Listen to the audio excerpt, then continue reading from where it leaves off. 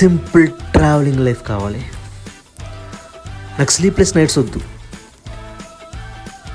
కొత్తగా స్కిల్స్ నేర్చుకోవడానికి ఒక ప్లాట్ఫామ్ కావాలి. ఎప్పటికైనా సరే ఈ సొసైటీ ముందు ఏదో ఫేక్ స్మైల్తో ఉండడం కాదు, ఎక్కడికి వెళ్ళినా సరే జెన్యున్ స్మైల్తో నా వర్క్ నేను ఎంజాయ్ చేస్తూ, దాంట్లోనే నలుగుతూ, దాంట్లోనే ఇబ్బంది పడుతూ, దాంట్లోనే పైకి లేస్తూ, దాంట్లోనే కింద పడుతూ నా జీవితాన్ని నేను బతకాలనుకుంటున్నాను. ఎస్, బతుకుతాను.